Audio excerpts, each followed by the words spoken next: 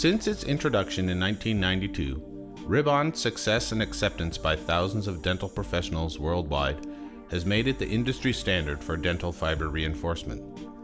Ribond remains the preferred fiber reinforcement of independent dental evaluators. Ribond is the top choice of reality evaluators, clinical research associates, and also consistently receives the Dentaltown Townie Choice Award as well. Reality evaluators list Ribond as their preferred fiber reinforcement and reference Ribond's proven and documented history of success, stating, "Ribond has the most research and the longest track record in this category. Its performance has been very good." Clinical Research Associates states a clear preference for Ribond, stating that the importance of ease of use far outweighs cost, and Ribond reinforcement fiber has the best ease of use. The most obvious difference between Ribond and other fiber reinforcements is its superior manageability. Ribond is woven using a patented lino weave. The unique weave is open for easy wetting with the resin, but does not unravel when placed, providing unsurpassed handling characteristics. You can see how Ribond has no memory and will not rebound when bent. Ribond's superior manageability can easily be seen when making a periodontal splint. Here you can see how Ribond stays in position, does not rebound out of the contacts, and easily follows the arch and contours of the teeth. You can also see how this differs from other fiber materials. Loosely braided materials like Kerr's Connect unravel during use. When making a periodontal splint with the loosely braided Connect fibers, you can see how the material spreads apart, doubling in width and resulting in an unnecessarily bulky and uncomfortable prosthesis for your patient. Glass fibers are stiff and have a lot of memory. It is difficult to construct a periodontal splint using glass fibers. You can see how the fibers rebound when trying to adapt them into the contacts, and they do not stay in position. This presentation clearly shows that Ribond has the best ease of use, but don't take our word for it, make your own comparison. Please call or email us and we can send you a manageability sample for your evaluation. Please note that these samples will not be clinically usable, as they will not be cold gas plasma treated and will not bond to the dental resins. If other manufacturers would send a similar sample, the difference will be readily apparent. Manageability not only affects the clinician's ease of use and the patient's comfort, but perhaps more importantly, manageability directly relates to the long-term clinical success. Like a porcelain veneer or an orthodontic bracket, the thinner the bond line is, the better the laminate effect will be. In the case of fiber reinforcements, strength is achieved via design. Layering the fibers against the teeth makes a laminate structure.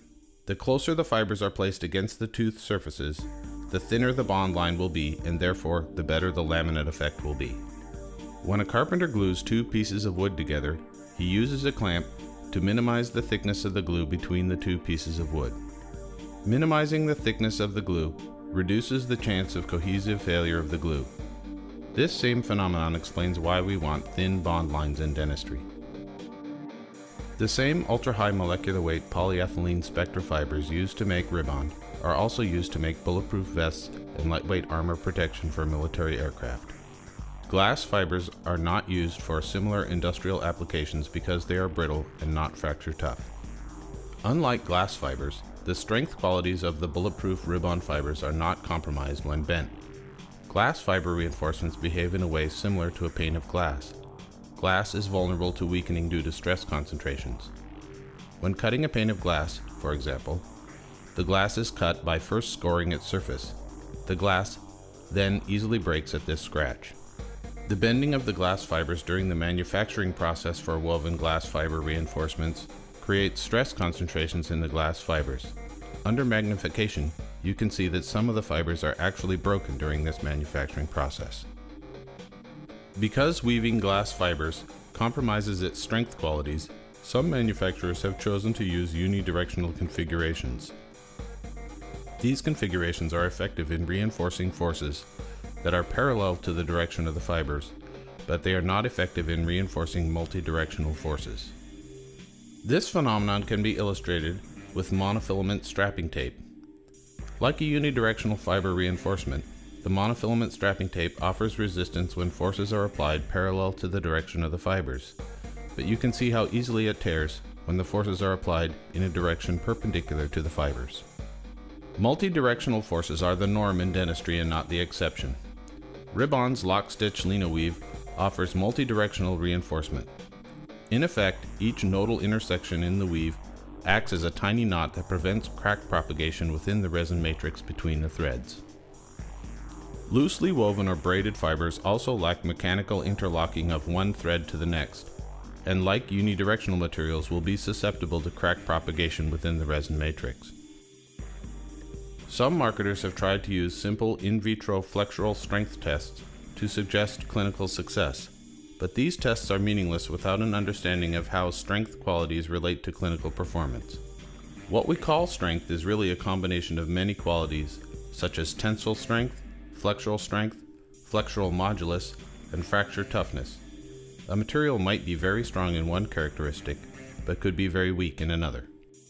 A chain is only as strong as its weakest link, and when trying to evaluate the strength of a material, it is probably more relevant to test for the weakest characteristic rather than its strongest feature. For example, a unidirectional fiber material has a high flexural strength with regard to forces that are applied parallel to the direction of the fibers.